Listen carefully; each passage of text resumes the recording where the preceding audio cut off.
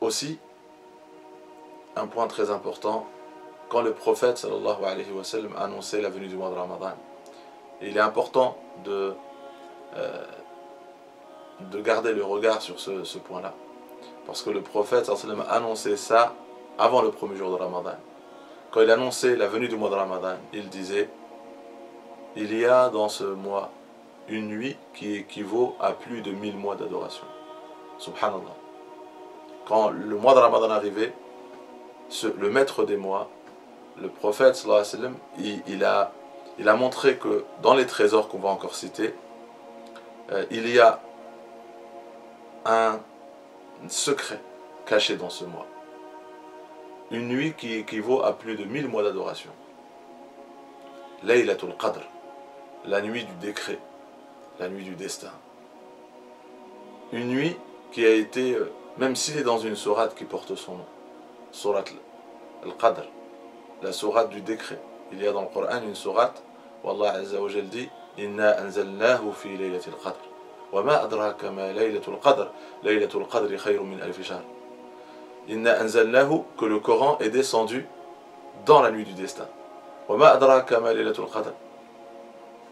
Et qui peut t'informer qu'est-ce que laylatul qadr? Et quand le Coran dit oui, qui peut t'informer? À part Allah, personne ne peut nous dévoiler le trésor de cette nuit-là. Et Allah, il nous le dévoile. Il nous dit: Laylatul Qadri khayrun min alfi shahr.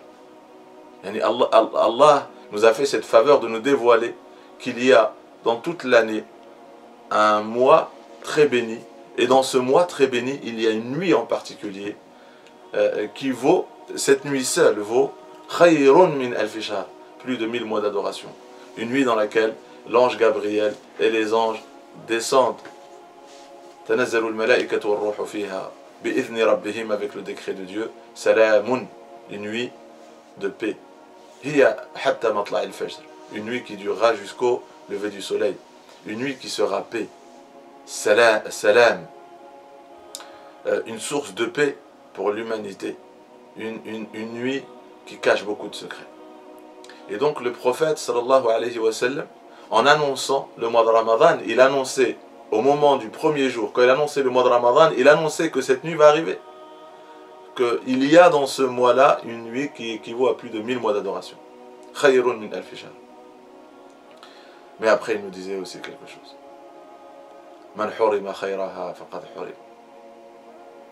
Celui qui est privé de cette nuit. Man hurima, celui qui est privé de cette nuit.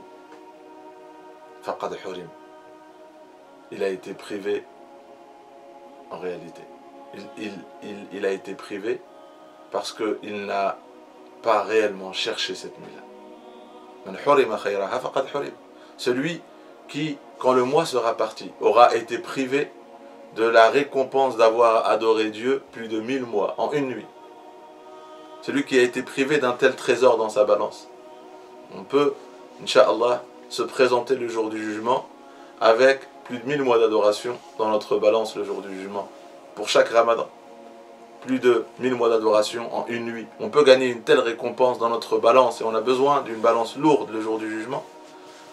Celui qui a été privé de cela a été privé. A été privé.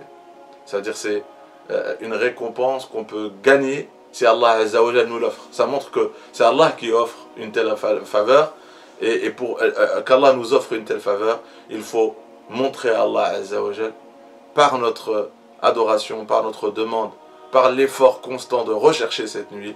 Il faut montrer à Allah Azza wa Jal, montrer à Allah Azza wa Jal le bien que vous pouvez. Faites le maximum pour gagner les faveurs et les trésors qu'Allah Azza wa Jal offre dans ce mois béni. La nuit du destin se cache en particulier dans les 10 dernières nuits. Et il est aussi, on retrouve dans les hadiths, dans les 10 dernières nuits et dans les nuits impaires. Et donc on recherche cette nuit avec ferveur. Certes, vous allez entendre beaucoup de choses au sujet de cette nuit. Ceux qui disent qu'elle reste inchangée, elle est en particulier dans une nuit, dans les 10 dernières nuits. Et il y en a, ils vont réserver une nuit en particulier. Il y en a qui vont dire c'est la nuit du 27, il y en a qui vont dire c'est la nuit du 23, il y en a qui vont dire c'est la nuit du 25, il y en a qui vont dire c'est la nuit du 21. On recherche cette nuit dans toute cette nuit. Certes,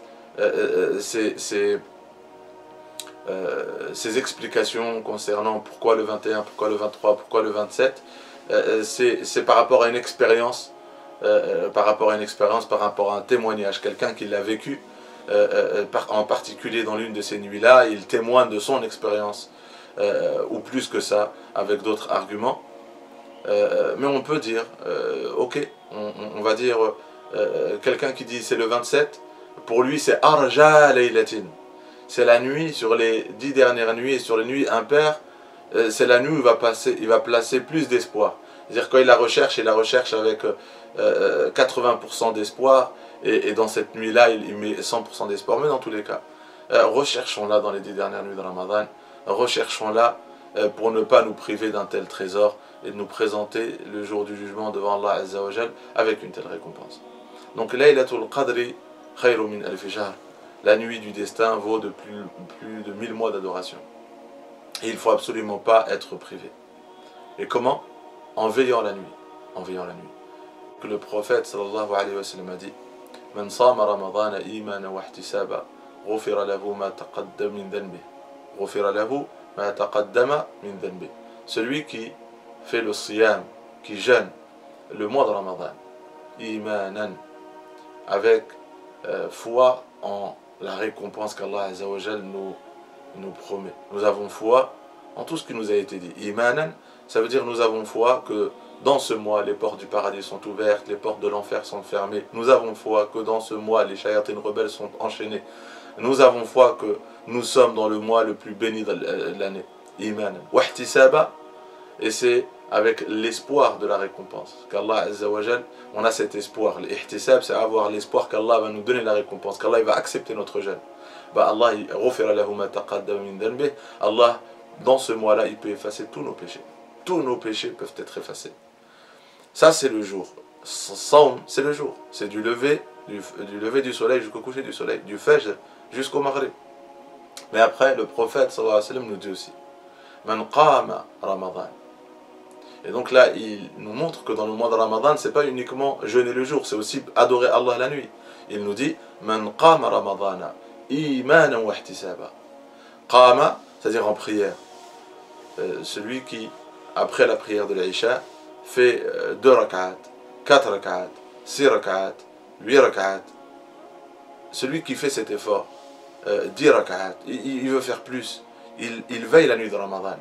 Imanan, avec foi, que c'est le mois du Coran. Et on veille en prière en lisant le Coran.